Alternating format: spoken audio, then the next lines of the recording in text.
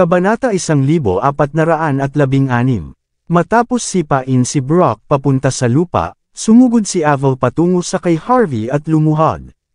CEO York, bulag ako sa katotohanan na nandoon ka kagabi at nasaktan ka. Mangyaring maging mas mahusay na tao at patawarin mo ako. Patawad. Ang karamihan ng tao ay biglang naging patay na tahimik. Si Stacy at Ray ay lalo na sa lubos na kawalan ng paniniwala.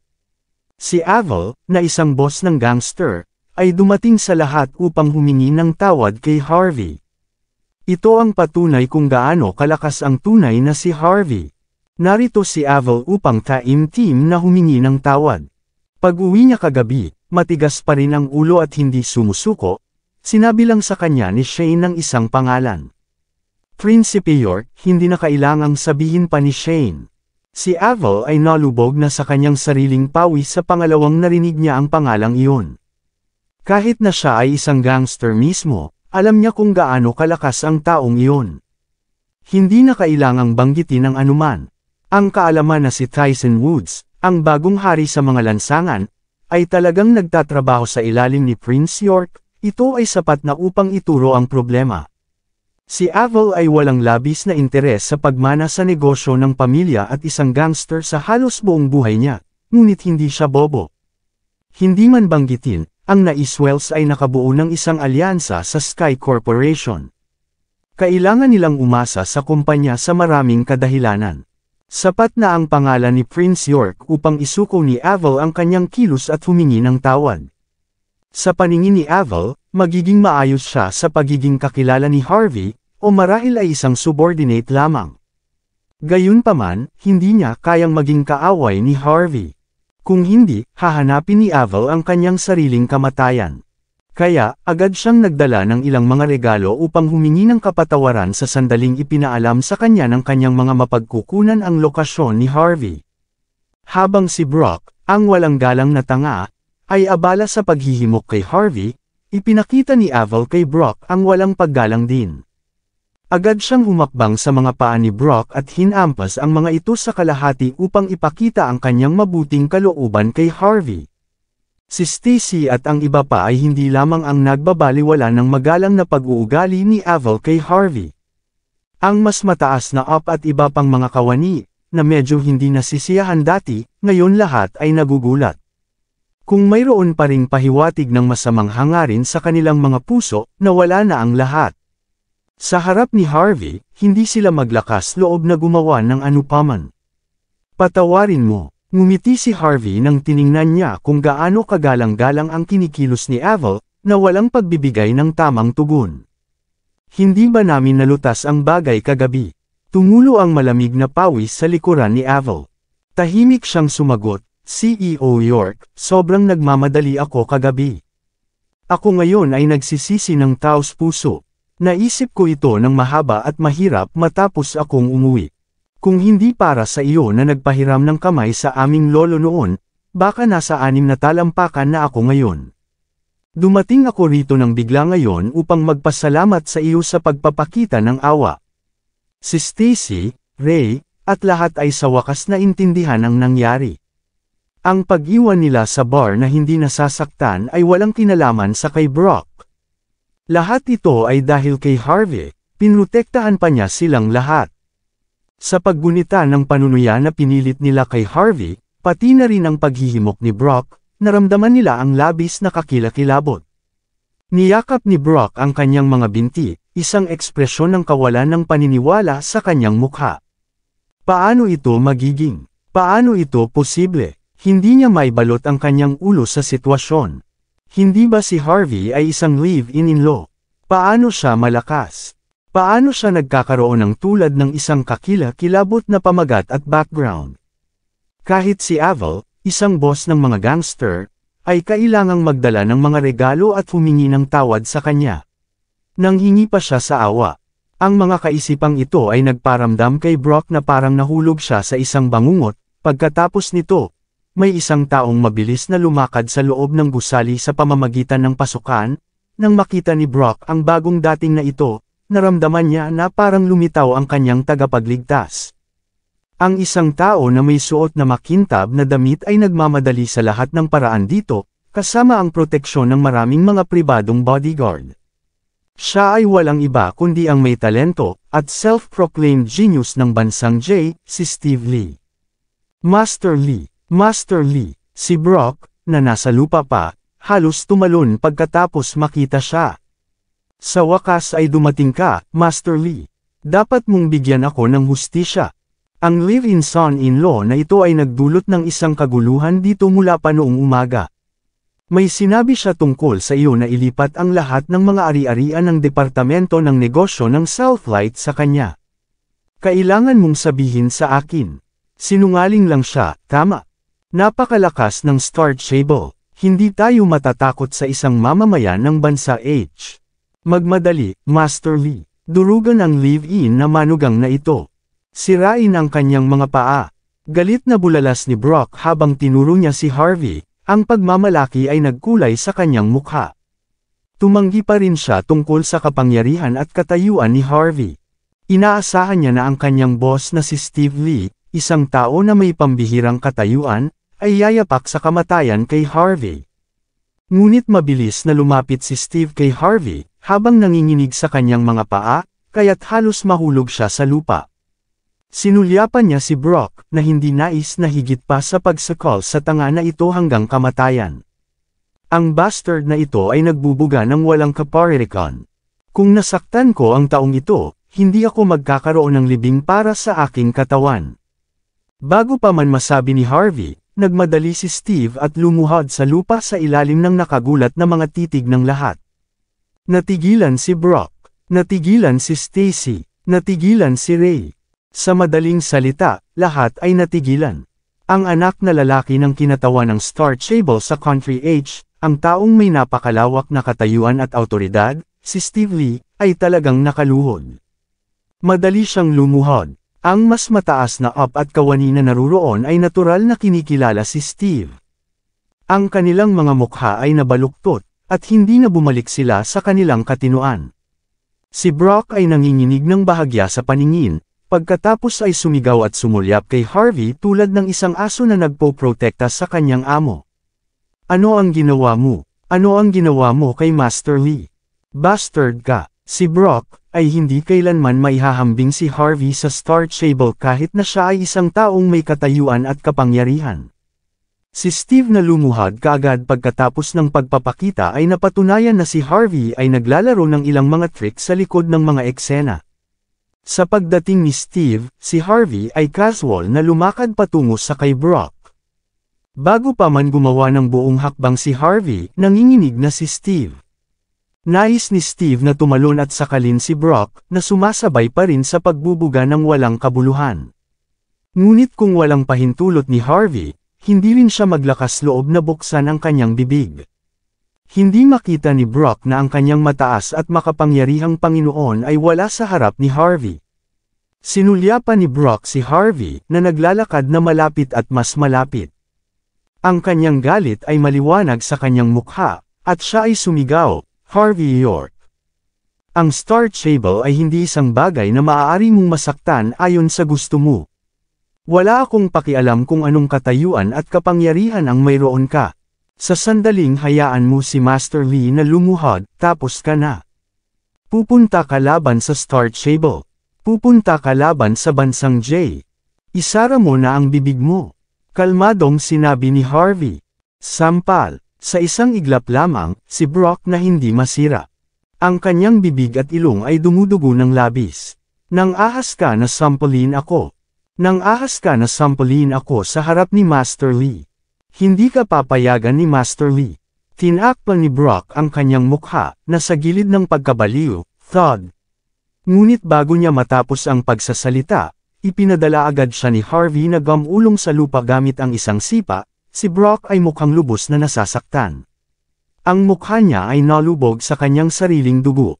Tumingin siya kay Steve, puno ng kawalan ng pag-asa. Master Lee, bakit wala kang sinasabi? Bakit ka nakaluhod? Kailan tayo na ang Star Stable ay maging walang silbi? Umikot ang mga mata ni Steve. Nawala ang kulay sa kanyang mukha. Ngunit kung wala ang mga utos ni Harvey, hindi siya maglakas loob na magsabi ng isang salita. Matapos lumuhad sa gabing iyon, nawala na ang kanyang gulugod. Wala na siyang lakas ng loob na lumaban pa kay Harvey. Wala rin siyang lakas ng loob na makipag-ugnay kay Peter sa mga nakaraang araw. Maaari lamang niyang ihanda ang bawat pamamaraan na kinakailangan upang mailipat ang mga ari-arian ng mas mabilis hanggat kaya niya. Tama na, kung hindi ko siya papayagan, hindi siya magsasalita. Sabi ni Harvey, ngumiti ng mahina. Sa simula, ginamit mo ang deal sa kontrata bilang isang disguise upang linlangin ang aking asawa sa pag-inom. Patuloy mong pinipilit siyang uminom, paulit-ulit. Alam ng lahat kung ano mismo ang iyong ginagawa. Ngayon, patuloy mong kinutya ako ng walang dahilan, paulit-ulit. Nais kong tanggalin ka lang upang mabawasan ang aming mga problema. Ngunit bakit mo gustong-gusto na maging nakakainis dito? Si Steve, ay lahat mula sa bansa J na ito ay walang kabuluhan. Siguro ito dahil hindi mo maayos na itinuro sa iyong aso ang ilang mga kaugalian. Ang pagkakaroon niya ng barikada sa akin tulad nito ay nakakainis sa akin. Nang inig si Steve sa mga sinabi ni Harvey, sumagot siya na nanginginig sa kanyang paa, CEO York, hindi ko siya tinuruan ng sapat. Hahawakan ko ito. Galit na sigaw ni Steve sa kay Brock, tumigil sa pagiging maingay. Lumuhad sa harap ni CEO York. Aminin ang iyong mga pagkakamali at humingi ng tawad sa kanya. Masamang nais ni Steve na sampulin si Brock hanggang sa mamatay. Sino ang nagbigay sa kanya ng lakas ng loob at karapatang maging nakakainis dito? Ano ang mali kong ginawa? Master Lee, natatakot ka na ba sa ilang mamamayan mula sa Country H, ikaw ba? Bukod dito, mayroon ka bang pahintulot kay Representative Lee na ibigay ang lahat ng mga ari-arian sa Departamento ng Negosyo ng Southlight sa mga tao mula sa Country H? Nakuha ko ito ngayon. Dapat kang nakipagtulungan sa kay Harvey. Kahit na kailangan kong gumapang, pupunta ako sa kay Representative Lee at sasabihin ko sa kanya ang lahat tungkol dito. Nawalan ng interes si Harvey sa kalokohan ni Brock. Kinuha niya ang isang papel na tissue at pinunasan ang kanyang mga kamay at mahina niyang sinabi. Tapos na ang mga pamamaraan at pirmahan na ang mga dokumento. Nagmamadali ako. Nang inig si Steve, at pagkatapos ay kumaway ang kanyang kamay. Ang kanyang mga bodyguards pagkatapos ay sumugod pasulong at pinilipat ang leeg ni Brock. Tumayo si Steve ng isang mahusay na pakikibaka, at pagkatapos ay sinundan ng malapit sa likuran si Harvey sa silid ng tanggapan. Doon, handa na ang isang kontrata, wala ring guts si Steve upang lubusang basahin ang kontrata. Automatikong nilagdaan niya ang kanyang sariling pangalan. Bumagsak siya sa lupa pagkatapos, na parang paralisado. Alam niya na sa ngayon, naligtas ang kanyang buhay. Hindi interesado si Harvey sa susunod na mangyayari. Ang nais niya ay pumirma lang ng ilang mga kontrata. Naturally, ang ibang mga tao ang namamahala sa mga sinabi na mga assets. Tulad ng kung paano ay report ni Steve ang sitwasyon sa kanyang mga superior matapos na maibalik ang kanyang buhay, wala itong kinalaman kay Harvey. Sa gilid, pinanood ni Avel ang lahat ng may nakakagulat na titig. Kinilala niya kung sino si Steve, higit pa o mas kaunti. Alam din niya ang tungkol sa nangyari kay Steve sa sandaling siya ay dumating. Bago, walang ideya si Avel kung sino ang may pananagutan doon. Paano siya? Ngayon ay tinitigan niya ang nakalulungkot na hitsura ni Steve, at pagkatapos ay sa kanyang hindi nasaktan na sarili. Bagaman siya ay isang boss ng mga gangster, naramdaman niya na mayroon siyang isang swerte at hindi napunta sa kamatayan. Nakita ni Avel na aalis na si Harvey, at mabilis siyang humabol kay Harvey. CEO York, talagang binuksan mo ang aking mga mata ngayon. Talagang pinagsisihan ko ang tungkol sa nangyari kahapon. Nagdala ako ng ilang mga regalo upang ipakita ang aking katapatan. Mangyaring tanggapin ang mga ito. Maraming salamat sa lahat ng sumusubaybay. Please subscribe and follow my YouTube and Facebook channel, Filipino Novel. Maraming salamat po. Kumuha si Avel ng isang anti-gang kahoy na kahon mula sa isa sa mga kamay ng kanyang mga subordinate at binuksan ito sa harap ni Harvey. Isang pulang-pula na hiyas ang nasa loob ng kahon. Ang hiyas ay maliwanag na pula, ngunit mayroong isang madilim na linya mula sa loob ng hiyas. Tila kamangha-manghang ito, CEO York, ito ang maalamat na gem ng pangkalahatan. Sinasabing ang mga sinaunang general ay inilibing kasama ang magandang hiyas na ito. Narinig ko mula sa kay Lolo na mahusay ka sa pag-appraise ng mga antigo, kaya binili ko ang regalong ito para sa iyo. Isaalang-alang ito na isang maliit na tanda ng aking pagpapahalaga. Hindi inabot ni Harvey ang hiyas, ngunit tinitigan ito ng matagal.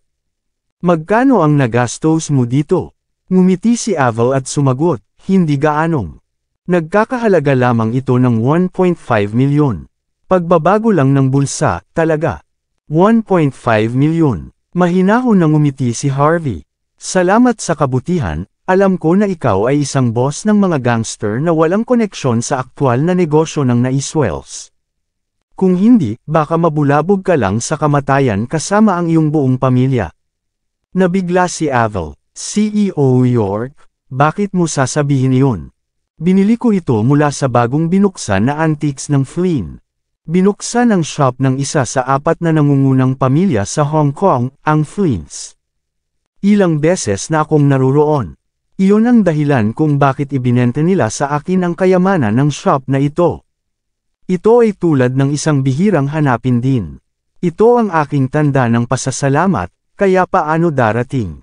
Medyo kakaiba ang pakiramdam ni Avel. Ito ba ay isang peke?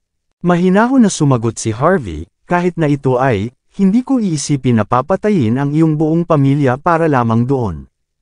Pagkatapos nito, hinawakan niya ang kahoy na kahon at inihagis sa lupa. Ang kahoy na kahon ay kumalas sa isang malakas na pagkabasag. Ang hiyas sa loob ay nasira sa kalahati, sa loob ng pulang-pula na hiyas, ang mga itim na bato na may iba't ibang laki ay pinalamanan sa loob. Tila parang nakakainis. CEO York, ano ang bagay na iyon? Si Avel ay walang malay na nagtanong. Naramdaman niya na may isang bagay din. Ito ay isang uri ng radioactive na sangkap. Mahirap makuha ng iyong mga kamay ang mga ito. Lamang ito ay nagkakahalaga ng 1.5 milyon. Inilabas nila ang isang mabaliw na halaga ng radiation. Kung ang hiyas ay may tago sa mahabang panahon, sa loob ng 10 hanggang 15 araw, ang buong katawan ng may-ari ay matuno at siya ay mamamatay. Upang mailagay ito ng simple, ipinapadala mo lamang ang regalong ito sa isang taong nais mong patayin. Bumalik si Avel sa kanyang katinuan sa sandaling iyon. Marahas na umiling ang buong katawan niya, kung hindi maunawaan at ipinapalagay ni Harvey na nais ni Avel na patayin siya sa pamamagitan ng hiyas na ito, ang buong pamilyang Naiswell ay kailangang bumagsak kasama si Avel. Malamig na pawis ang sumabog sa likuran ni Avel. Lubhang sinubukan niyang ipaliwanag ang sitwasyon. CEO York, binili ko ito ng umaga, ngunit hindi ko pinaplano na gamitin ito upang saktan ka. Kalmado si Harvey. Alam ko, hindi kita masisisi. Ang mga nagbebenta sa iyo nito ay ang may masamang hangarin. Marahil alam nila na bibigyan mo ako ng hiyas, na kung bakit sila ay naghanda para sa magdamag. Ang bagay na ito ay nagkakahalaga ng maraming pera ayon sa kanilang mga plano. Mamamatay ako kung hindi ko makita ang tunay na katangian ng hiyas at dinala ko ito sa bahay. Kung nakita ko ito at nakipag-ugnay sa mga Naiswells tungkol dito, at ipinapalagay na sinubukan mong patayin ako, ang iyong buong pamilya ay tapos na. 2 ibon na may isang bato. Napuno ng kasiyahan ang mukha ni Harvey, darating sila para sa akin, at mayroon silang malaking plano. Kawili-wili. Ang ekspresyon ni Avel ay nagbago ng walang tigil. Nakakatawa ang mukha niya. Upang ilagay ito ng blanco, ginamit siya, lumingon siya sa kanyang mga tauhan, kumukulo na galit na galit. Tayo na, ibabagsak namin ang mga antiques ng Flynn. Kabanata 1420. Sa alas 8 ng umaga, nagpakita sina Harvey at Avel sa Buckwoods Antique City. Si Harvey ay sumali sa kasiyahan at makita ng eksakto kung sino ang nagmamay-ari ng antiques ng Flynn, at kung paano sila nagkaroon ng lakas ng loob na i-target siya. Kung ang Antiques Flynn ay naging isang negosyo na pag-aari ng Lias mula sa Hong Kong, mauunawaan ni Harvey. Hindi pa niya nakilala ang sinuman mula sa pamilyang Flynn, kaya hindi niya maintindihan kung bakit gagawin nila ang ganito. Di nagtagal, maraming tao ang nagtipon sa pasukan ng Flynn's Antiques. Ang gangster na nakatayo sa harapan ay sinipa ang pintuan. Ang natitirang mga tauhan niya ay nagmarcha sa loob, lahat sila ay nagpapakita ng pagpatay na hangarin. Ang mga customer sa shop ay natakot ng walang kabuluhan. Agad silang gumawa ng ilang mga hakbang upang umatras. Sino kang mga tao? Ano ang sinusubukan niyong gawin? Ang clerk at ang mga security guard na naruroon ay mukhang parang nahaharap sila sa isang mapanganib na kaaway. Ang ilang mga gwardya ay naglabas ng kanilang mga electric baton upang palayasin ang mga gangster na ito. Pumasok si Avel sa shop at sinipa ang isang anti-gang florera. Siya ay humangal, Darren Flynn. Lumabas ka rito, ngayon. Kalmadong sinundan ni Harvey si Avel nang hindi nagsabi ng isang salita, na sadyang sinusubukan na mabawasan ang kanyang sariling presensya. Ang antique Flynn ay tila binuksan kamakailan lamang. Ang lahat ng mga stand ay tila bago, ngunit ang mga item na ipinapakita ay medyo pambihirang. Ang lugar na nakatuon sa mga hilaw na bato na ipinapakita sa halip na mahal na mga may magagandang texture. Nagtataka ako kung bakit umingay ang mga tao sa shop. Ito ay dahil nandito si Master na Iswell. Tulad ng abala si Harvey sa pagtingin sa shop, isang magaan na tawa ang tumunog mula sa koridor. Ang isang tao sa isang suit, na mukhang malinis bilang isang puting hiyas, ay lumakad palabas. Siya ay isang lalaki, ngunit ang kanyang balat ay medyo mapotla. Nagkaroon pa siya ng make-up, at isang waft ng pabango ang lalabas sa kanya sa tuwing gumawa siya ng isang hakbang. Nakikita si Avel, isang mahiyain na ekspresyon ang kumule sa mukha ni Darren. Hindi ba nakita na natin ang isa't isa nung umaga? Bakit ka ulit nandito? Kung namiss mo ako, maaari ka lang tumawag. Pupunta ako doon upang mapasaya mo ang iyong sarili. Hindi na kailangang magdulot ng gayong kaguluhan. May ginawa ba akong nakagagalit sa'yo? Tumingin si Darren sa asul at puting porselana sa lupa, na umuusok pa sa pagkabasag. Siya lamang ay sumabog sa kanyang mukha, upang mapalitan ng takot. Tila nagagalit siya sa isang sandali, ngunit pinilit na panatilihin ang kanyang pagkagalit sa harap ni Avel. Ligtas na sabihin na ang pagpigil at motibo ng batang ito ay medyo kahanga-hanga. Nagpapanggap na mahina, at pagkatapos ay samantalahin ang mga tao. Tumingin si Harvey kay Darren Flynn, puno ng pagkamausisa. Ang pamilyang Flynn ay sinabi na gumawa ng negosyo sa mga antique. Tila, marami silang karanasan sa linyang ito ng negosyo kaysa sa mga naiswells. Sa makatuwirang, ang Flynns mula sa Hong Kong ay tiyak na magagawang mapuspos ang mga naiswells. Ngunit ito ay backward, pagkatapos ng lahat. Ito ang teritoryo ng naiswells. Ang isang makapangyarihang pamilya tulad ng Flynns ay maaaring mapigilan ang pamilyang naiswell. Hindi ako naniniwala sa kanila noong sinabi nilang artista ka, ngunit ginagawa mo ngayon. Kung ang iyong pag-arte ay mabuti, bakit hindi ka lamang maging artista? Humarap si Avel at hinawakan ang balikat ni Darren. Wala ka bang ideya sa iyong nagawa? Si Darren, sa kanyang kredito, ay nagpakita sa kanya ng isang nalilito na titig. Master na Iswell, palagi kong nirerespeto ikaw, at lagi kong sinusunod ang mga patakaran ng industriya na itinakda ng naiswells. Eksakto ang ginawa ko upang masaktan ka. Mangyaring, sabihin sa akin. Isang malamig na pagngisi ang lumitaw sa mukha ni Avel.